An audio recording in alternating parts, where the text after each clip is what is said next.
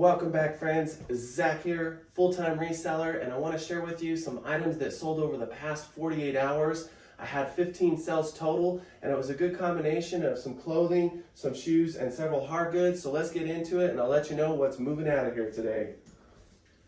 All right, so this first item is a vintage Canon camera bag, and this is kind of a cool story. I bought this just about a month back. It did have a vintage 35mm camera that went with it. I paid $15 total for the camera and the bag. The camera has already sold for $50, but I went ahead and separated the two because I know these vintage green camera bags from Canon sell, and so I priced this guy at $50, and it did sell for $45 plus shipping. I used simple keywords like digital photography, camera equipment, camera case, and all of those different keywords in the description are going to help to move this item quicker. I also put vintage, and I was good enough about denoting some of the flaws that it had on the handle here, but this guy was in pretty good shape otherwise, and I still was able to get pretty close to what I wanted for this item, so I'm good with that. Now, this is another item that I moved quite a bit, and I don't always make a whole lot of money off of Pyrex dishes. This is just a clear 2-liter Pyrex bowl with smooth glass lid. I only gave $2 for this, and this sold for $14 plus a good amount of shipping. When I ship glass items or fragile items, especially items that are heavier, I always try to upcharge on my flat rate shipping just because I like to make sure that the item's gonna get there safely. So I do use extra bubble wrap and peanut, and I like to charge a little bit more because I know these collectors will pay for that upcharge in shipping because they too want to know that the item is going to get there. So simple keywords I put in the description are vintage. I'll put Pyrex collectors, kitchenware, kitchen storage, Pyrex vintage bowls, and again, those are just helpful keywords to help move the item along and get a quicker sale. And so now I'm moving into the next item, which is a clothing item, and this is just a kid's North Face drive-in rain jacket. I believe I paid $4.99 for this several months back at a local thrift store. This guy here sold for $20 plus shipping, and this time of year is a great time of year to be selling raincoats. It's summer, and around springtime and summer I try to transition away from heavier jackets to more midweight jackets and raincoats because that's what's going to sell. People don't want heavyweight jackets this time of year, but they do want to be outdoors. They want to make sure that their kids as well as themselves are protected from rain if they're camping, hiking, or doing any of those outdoor activities. And so simple keywords I used on this guy would be camping, climbing, outdoors, trekking, hiking, gorp, and gorp core. And all of those are pretty solid keywords that I use in a lot of my outdoor adventure apparel, and they help me to move product faster. All right, so moving on now. This next clothing piece has kind of a strange story to it. This is just a men's Carhartt Henley, extra large and tall. I sold this just a few weeks ago and it got returned. The reasoning behind the return was that it didn't fit, and shame on me for not looking better at the item when it was returned. But after I went ahead and gave the refund, I checked the item over a few days later, and I never do this, but it had a few small stains that were not there when I sent the item to the original buyer. So they pulled a fast one on me by staining the shirt, sending it back, and I was a fool to not look it over. I never do that, but nonetheless, I worked my magic and I used the power of my good old friend OxiClean spray and then soaked it in some OxiClean detergent overnight, and I was able to get this shirt back to clean. It does have some fuzz on the front of it, so it's not actually dirty. It just needs lint rolled because it's been laying in a pile of clothing. So this shirt is actually very clean, and it sold for $14 plus some shipping. I think I gave $4.99 for this, so glad to see it move, and I love Carhartt, and I love to sell bigger size garments, especially extra large and tall. They just move better for me.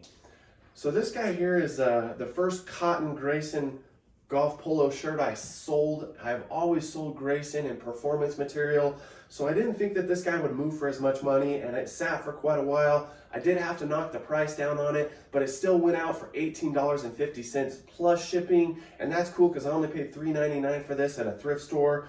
With Grayson, I always look for the Woof logo on the back. That will let you know that it's Grayson. Grayson is pretty legit, and I've moved away from selling cheaper polo shirts like Ping and some of the other ones just because I like Grayson, I like Roback. But this time of year, if you can get your hands on Grayson, it's gonna move for you. I use keywords that are very simple. I'll put putt, chip, driving, fairway, golfing, links, and then I always just make sure, and I'm good about describing the material, because again, not all t-shirts, especially golf shirts, are performance material. Some of them may be cotton, such as this one, but all in all, still a great sell, and I love moving Grayson. All right, next sell here was a pretty good move for me. These are Ariat Fat Baby boots, and I sold these for $38 plus a good amount of shipping. I only gave $5 for these boots 2 weekends back, so that's a good score, because a lot of times people want a lot more for good condition boots, especially Ariat. And so keywords on these boots I used were rodeo, cowgirl, farm, ranch, country, western wear, church, dress up.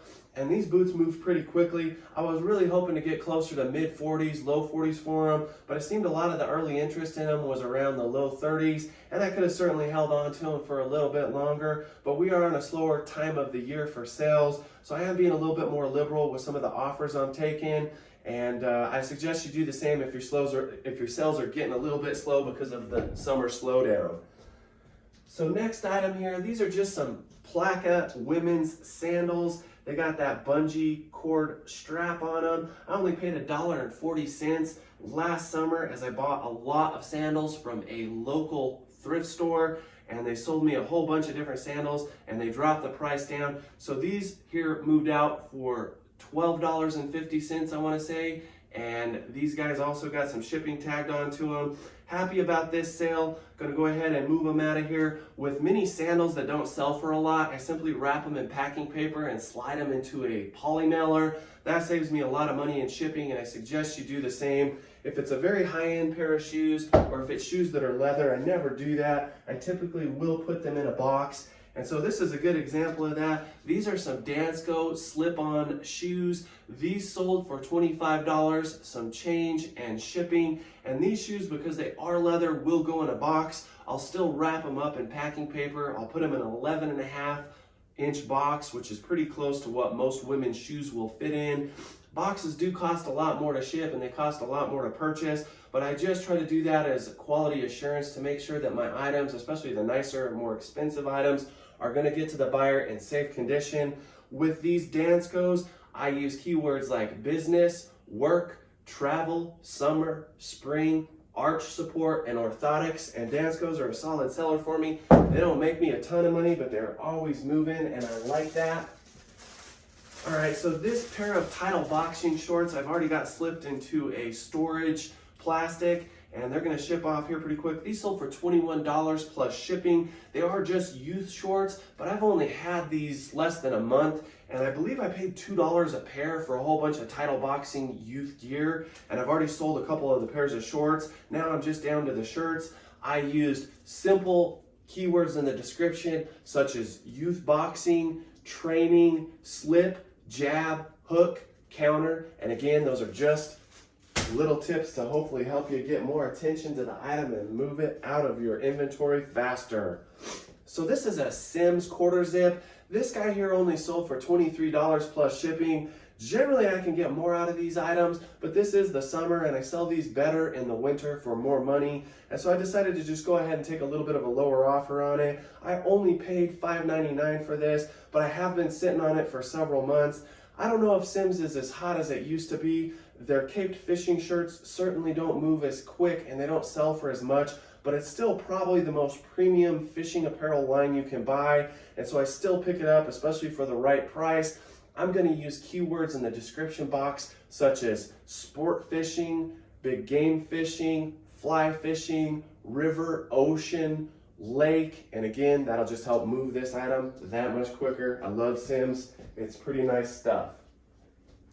So in the last couple weekends, I've been fortunate enough to come across several lots of Miss Me jeans that I was literally only paying $2 to $3 a pair for. That's a great deal. Now, a handful of these jeans did have some holes, some small flaws, some stains, so I'm not selling all of them at a complete premium profit. This pair of Miss Me jeans only went for $20 plus shipping, and it's because there's some stains on the back of these jeans, but I'm good with it because again, most of these jeans I only paid $2 to $3 for. With Miss Me jeans, because they are designer, I truly try to get mid-20s to low 30s for them. That might take waiting a while, but the keywords I like to use depending on the jeans are flap pockets, jeweled, thick stitch, whiskered, faded, embroidered, and I always just try to be very descriptive of any flaws. That's just going to save you a lot of headache if you get a return or you get somebody that reaches out because they're complaining the item you sold them was not as advertised.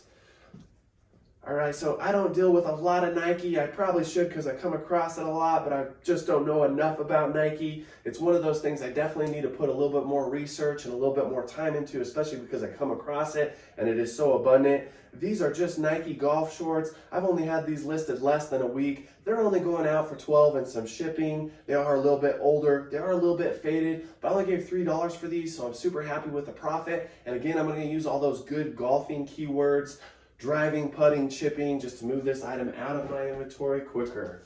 So last couple items I have a pair of Stetson jeans. These Stetson jeans and another pair of Miss Me jeans I have went out as part of an international sale. The two pair of jeans combined only sold for $38 plus the shipping I tacked on, and that's because the Stetsons just didn't have as much desire. I felt like I'd had them for a while, so I was willing to lower the price on them. And then the Miss Me jeans, again, had a flaw, so they went for $20 despite having the flaw. But I always like getting international sales. I only get a few of them probably a week, but it just helps my income. And then my very last pair of Miss Me jeans, these actually went for $26, which is more in the realm of the price range I like to sell these jeans at. These had a beautiful American flag embroidery as well as some angel wings on the back pockets. So I definitely included that in the keywords, put thick stitch, put faded, and premium denim, original, classic. But you can't go wrong with Miss Me jeans. And a lot of jeans that I sell nowadays that are really hot have that thick stitch design, or they have that kind of gaudy, flamboyant look to the back pockets, whether it's that they're jeweled or encrusted or heavily embroidered. So just keep your eye out for those type of designer jeans, whether they're Miss Me, Rock and Roll Revival, or even Western jeans like Ariat, Wrangler. They all produce that thick stitch style of jean, and bootcut mid-rise jeans are really hot for me right now. I like selling denim. I keep saying this. Denim does sell for me year-round. It doesn't sell for as much, and it doesn't sell for as quick in the spring and summer months, but I find it constantly at garage sales for cheap, much cheaper than I would pay at a thrift store. And so that's all I got for you today. That's my 15 sales. I appreciate you watching. I enjoy doing these what sold videos in a longer format, and today was an ideal day to do it. I've been sick the last few days, so I'll probably be laying low today. I just need to get most of these items packaged up and shipped out. So this morning was a great opportunity to slow it down a bit and to share with you a little bit more about the items I like to source and resell online. So as always, I appreciate you watching. If you like this video, please hit like, make a comment, or please subscribe.